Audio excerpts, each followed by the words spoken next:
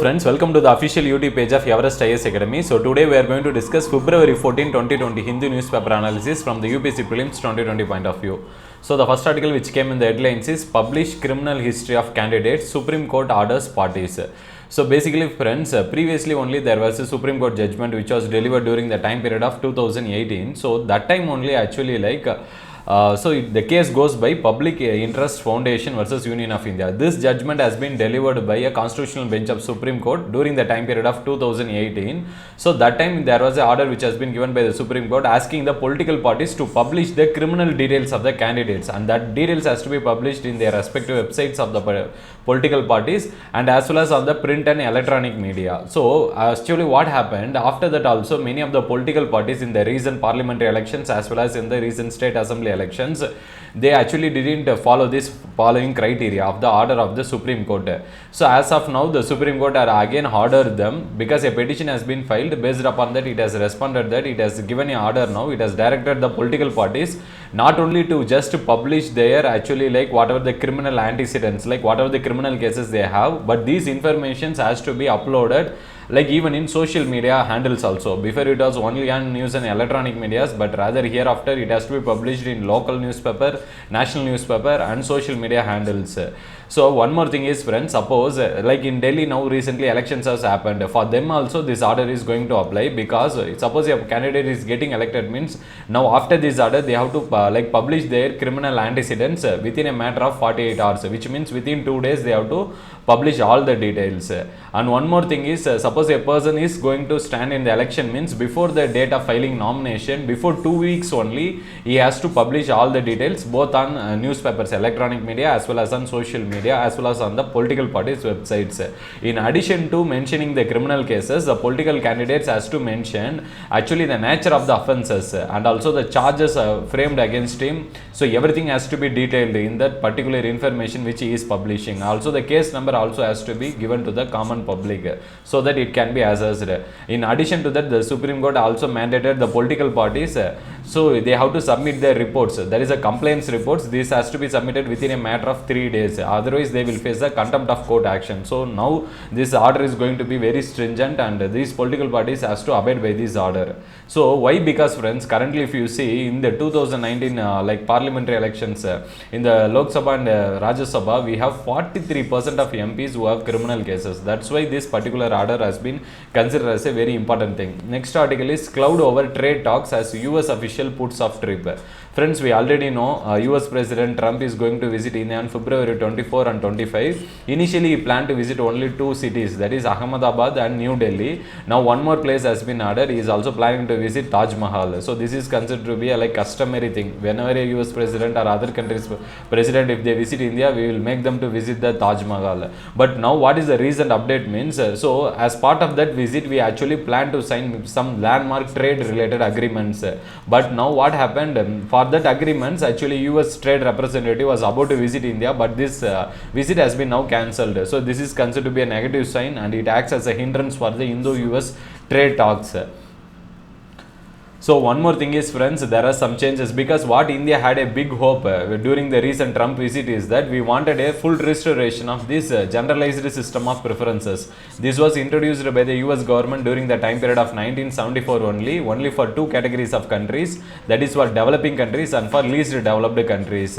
So this criteria will be classified based upon the definition. So that has been based upon WTO standards as well as by US. They have their own definitions. Based upon that, they will actually classify the countries into developing and least developed countries, and these countries will be given preferential market access, which means they will be given actually they can actually reduce the tariffs, and also they will relax the quota systems for them, so to be traded with them. This is actually to promote the growth of developing countries and least developed countries. So especially developed country like US, they wanted to promote the growth of these countries. That's why this scheme has been actually formulated by them, and because of this India has actually benefited on a large scale. But last year what happened after Trump came into being, he cancelled the GSP preferences which was available to India. Now our exports are become very costlier in the US market. So India was expecting during the Trump visit we will actually get some relaxation on this front, but now this sign is considered to be very negative because US trade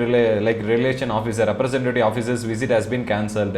But from the US side, up to the recent talks, they had made some positives have been made regarding the agreements. One is that regarding the medical devices, whatever India is importing from US, actually till now we have given a price caps, but now we are thinking to relax on that front. Also we are actually planning to rationalize the tariff systems on both the sides, and US has been largely they have been demanding allowing their agricultural products and dairy products into Indian markets, and India is also considering relaxing all these front. But even then this generalized system of preferences now looks like a very wild dream, because it cannot be implemented now, because recently one more article we will discuss today only, because according to that now US has made India into a developed country. From this status, usually India was till now only a developing country status it enjoyed under this generalized system of preferences, but now the US has classified India into a developed country in addition to few other countries also. That we will discuss separately, friends. So in this recent visit, we expect only few things. In addition, recently in our Indian budget, we have introduced a health cess. So this health cess means cess is a thing which we actually, the taxation system, when it is cess is levied on a particular objects, goods or services, means whatever money the government gets, that will be actually spent only for that particular objective only. So suppose health cess, whatever money we get by taxing the medical devices which from other countries when we are importing, so we will get the money, and that will be used for developing the health infrastructure of the country. So US government is also considering this as a negative sign, because it will actually lead to increase in prices of the US medical devices. In addition, they are actually asking for liberalization of tariffs on the electric vehicles, but in the recent budget we have raised the tariffs also. So these are the things the US government is having a concern upon India. So next article is slapping section 144 during CAA protest is illegal.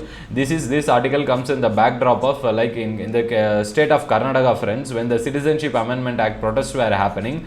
That time actually the city commissioner, Bangalore City Police Commissioner, he has actually implemented section 144 through majority of the in the state only, in major cities this has been implemented. So when this petition has been filed by challenging this particular order, especially the Karnataka High Court, it said that this particular implementation of declaration of section 144 by the Bangalore City Commissioner, it has been declared as illegal.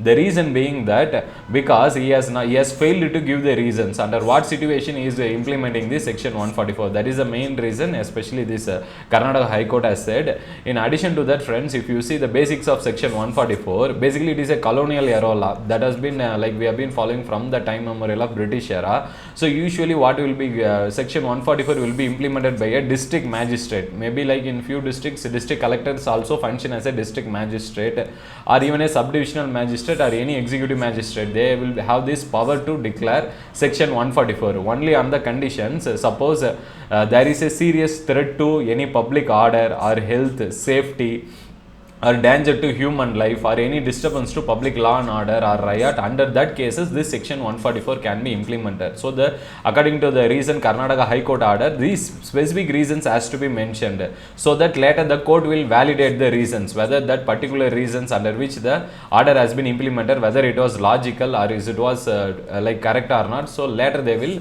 validate the particular order. So in addition to that, friends, when this particular section 144 is implemented, means even assembly of 3 or more people will be prohibited in the particular place in which it is applying.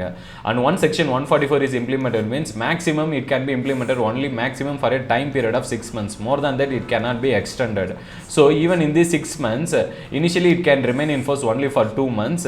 So after that the state government has to extend that particular section 144 order. So any case it cannot exceed more than 6 months. That is one important thing for the preliminary point, friends.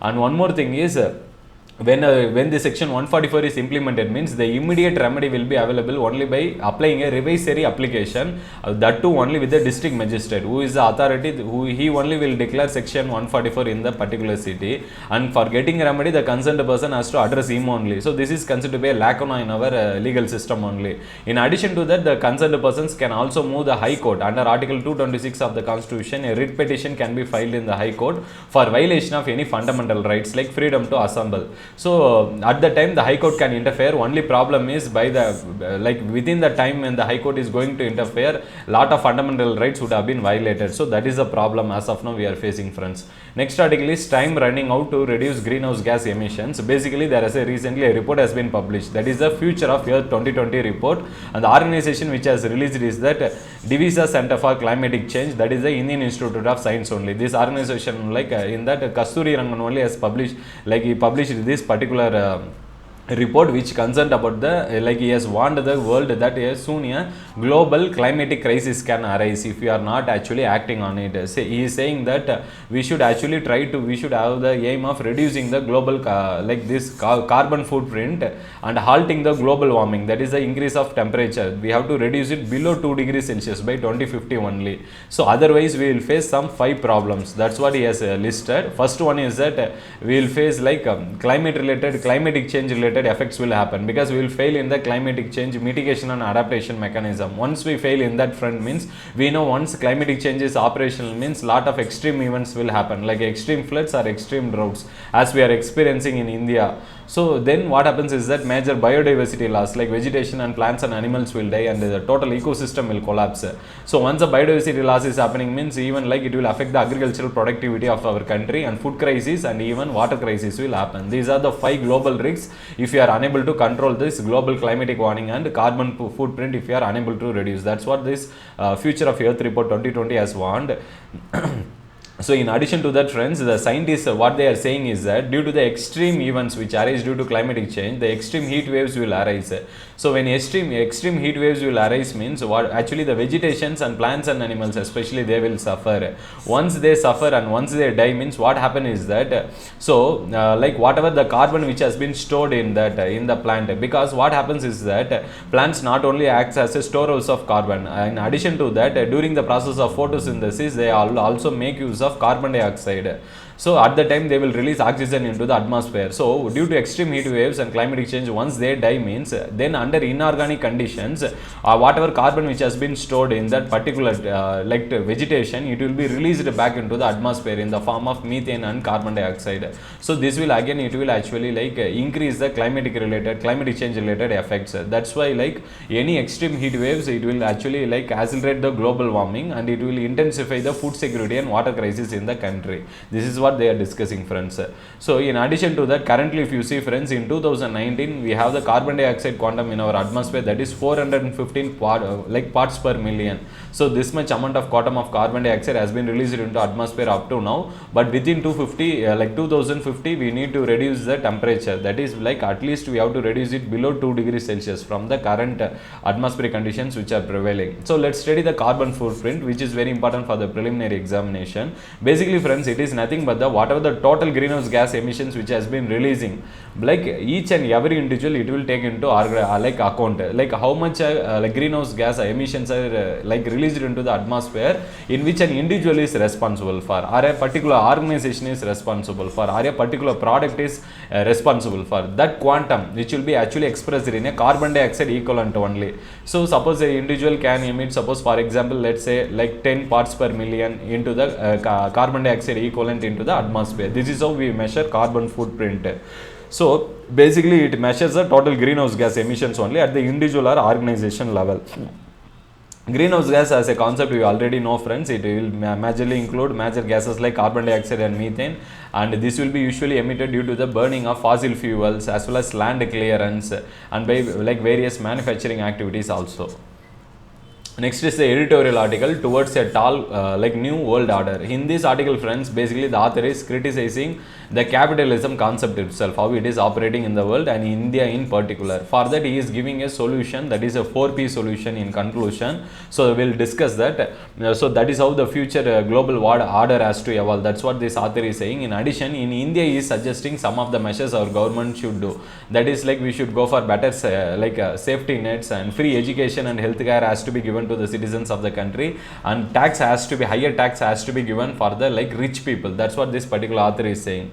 So let's go and discuss this, what are the things he is in addition he is discussing. So basically, friends, because of capitalism, he is saying in the world actually social inequalities and poverty has risen. So in addition to that, what he is saying is that now, because one of the, like, when the world went for due to the capitalism model, as well as like from the, like, when countries were in a urge for developing from a India developed country, they went and intensified the energy generation, energy usage. So in the name of economic development, we exhausted most of the energy resources. So at the time, actually, we compromised the sustainable resources front.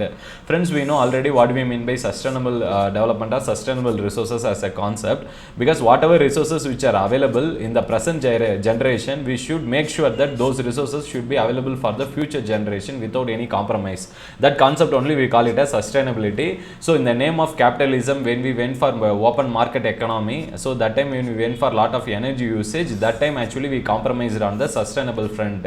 So in addition to that, we have generated lot of social inequalities also in the world. That's what this author is saying. In addition to that, in the name of capitalism, when we went for that globalization, so we opened the markets, all the countries opened their markets and they started evolving like a global market. So that time what happened, the developed countries actually looked at the globalization as like dumping their e-waste, whatever waste they generate, into the African and Asian countries. So it is like an opportunistic mechanism, this author is saying, because only the developed countries has like benefited on a larger scale. In addition to that, what he is saying, developed countries are looking upon developing and least developed countries only as a source of cheap labor and critical raw material. So that's what this author is majorly criticizing, especially this capitalism concept. In addition to that, what he is saying is that, so actually, like, when even in the international arena, because of the capitalism concept, what happened is that all the countries, when they went for these climatic change negotiations, like we know, friends, already a concept called as carbon credit system, which refers to like a developed country, it has given an intended nationally determined contributions as of now based upon the Paris agreement.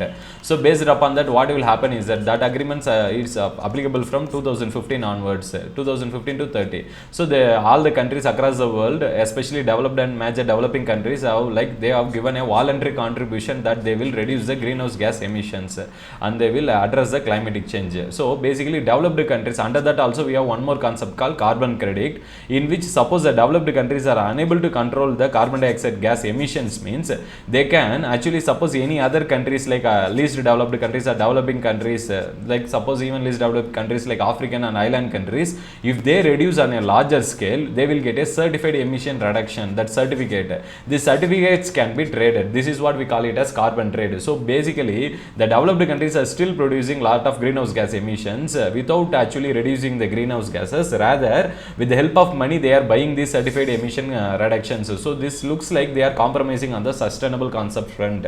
That's what this author is saying. As a conclusion, what he is saying, Nordic economic model is considered to be a better model rather than the capitalism concept. Because if you see, friends, in the Scandinavian countries, especially Norway, Sweden, Finland, what they do is that they will taxation will be higher for the rich people. So from the money what they get, they will actually use this higher amount of taxation for providing universal welfare care, like education, healthcare will be provided. So most of the infrastructure facilities will be developed. So they function on the concept of welfare state. This is what our India should also try to do. That's what this author is saying. Because in India also we should go for creating a better safety nets. Like we should create a corruption-free governance.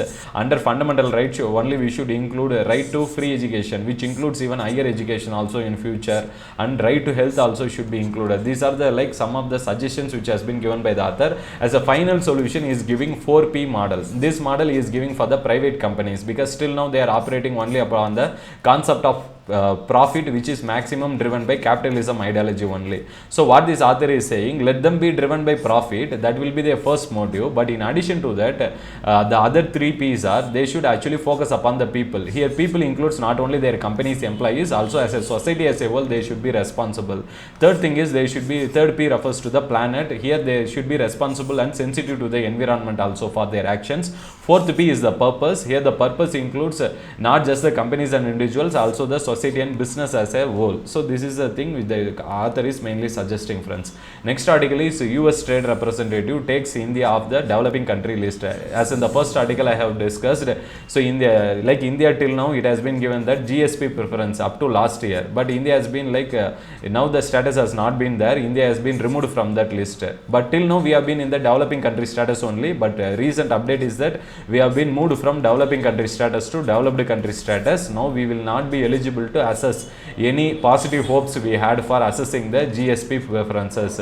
So that refers to the preferential trade system which India had enjoyed. So let's go and discuss what this concept is all about, because once countries have been given this developed country status, developing countries and least developed country status means then not only they can access the market, rather they will have also a preferential treatment with reference to countervailing duties investigation. So they will not like face any undue harassment, like saying that they have actually went for this countervailing duties. Countervailing duties concept we will discuss, friends, in this video only, but let's go and study some other additional facts also, because now this US has actually classified our India into a developed country status.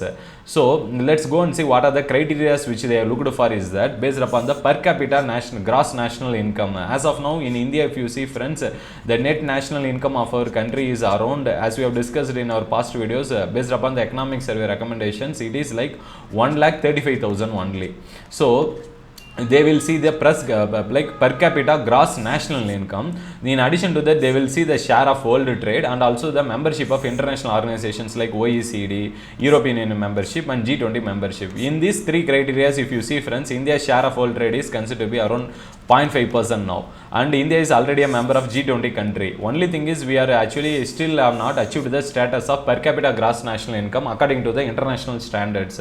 But like suppose if you see, friends, the actual criteria is it has to be like US dollar, that is 12,375, which actually terms around to be somewhere around 8 lakhs per capita income per person. So that is considered to be much huge, and India has not still reached this status, but US still then like it has used the particular criteria and it has reclassified India from a developing country status to developed country status in this GSP trade preferences only. So once this change of status is given means now India can be subjected to undue harassment, like saying they will say now US will say India is actually going for this countervailing duty. So not only India faced this classification status, even India along with India, Brazil, Indonesia, Malaysia, Thailand and Vietnam also in that list. So let's go and study what is countervailing duties, friends. Countervailing duties are nothing but anti-subsidy duties. Suppose, friends, let's take the example of India itself. Suppose when we are exporting cotton to USA. So now what happens is that we will give some subsidies to our farmers as in the form of export subsidies. So they will actually have a better competitive market when they actually face the international market. This is the idea. But one thing is the subsidy criteria, it should not be too much. So if it is too much and if it is going to spoil the domestic markets in USA means, then they can actually like they can go for this countervailing duties, which is called as anti-subsidy duties. So these duties can be implied under the WTO rules only. We have this countervailing duties classification itself. So rules is there. In addition to that, friends, so when the countervailing duties are actually like at the time of countervailing duties, the investigation can be filed from the US government side itself, and they can actually like up to the amount how much we have subsidized, they can actually go for anti-subsidizing duty. Basically it is to neutralize the injurious effect of subsidies. That's the idea behind countervailing duties, friends. Thank you, friends. Kindly subscribe to our channel. If you have any doubts, please post your doubts in the comment section.